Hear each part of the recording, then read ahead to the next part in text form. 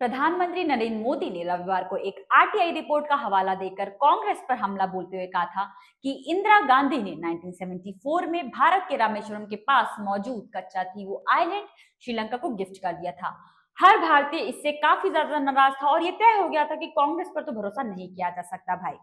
सोमवार को foreign minister S Jaishankar ने कच्चा थीवू मसले पर प्रेस कॉन्फ्रेंस में अपनी बात रखी।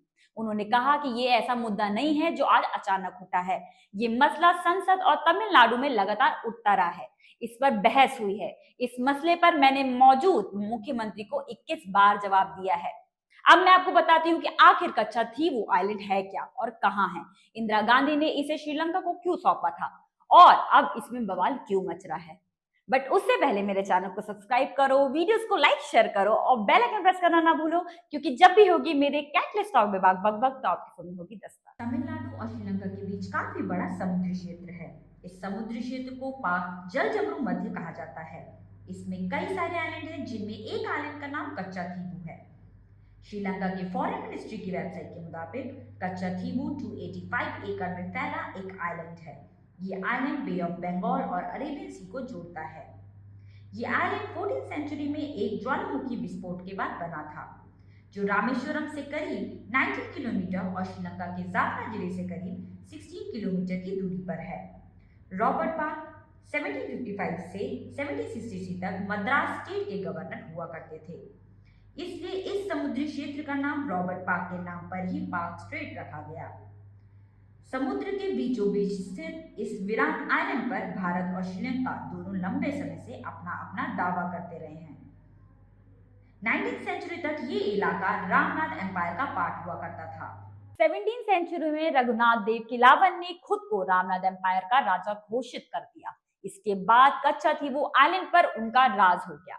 1902 में भारत की ब्रिटिश हुकूमत ने इस आइलैंड पर शासन का अधिकार रामनाथ एम्पायर के राजा को दे दिया। इसके बाद रामनाथपुरम के राजा यहाँ के लोगों से टैक्स वसूलते थे। वो अंग्रेज अधिकारों को इसके बदले एक खास रकम देते थे। 1913 में भारत सरकार के सचिव और रामनाथपुरम के राजा के बीच एक समझौता हुआ था। इस समझौते के मुताबिक कच्चा थीवू को श्रीलंका के बजाय भारत का हिस्सा बताया गया। 1921 में पहली बार इस क्षेत्र को लेकर भारत और श्रीलंका के बीच विवाद हुआ। उस समय ये आइलैंड अंग्रेजों के अधीन था। अंग्रेजों ने इस डिस्प्यूट पर ज्यादा ध्यान नहीं दिया। इसकी वजह से ये डिस्प्यूट बढ़ता चला गया। इससे पहले दोनों देशों के मछुआरे इस आइलैंड को जाल सुखाने के लिए इस्तेमाल किया करते थे। 1974 से 1976 के बीच उस समय की भारतीय प्रधानमंत्री इंदिरा गांधी और श्रीलंका की प्रधानमंत्री सिरिमाव भंडारनायके ने 4 समुद्री जल समझौते पर साइन किए।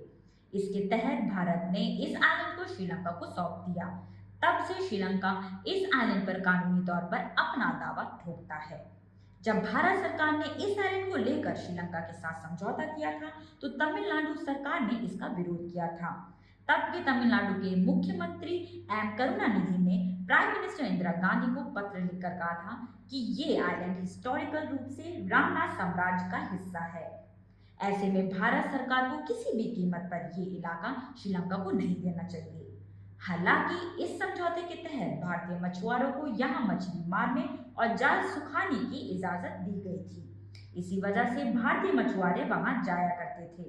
लेकिन 2009 के बाद श्रीलंका नौसेना वहां जाने वाले भारतीय मछुआरों को गिरफ्तार करने लगी।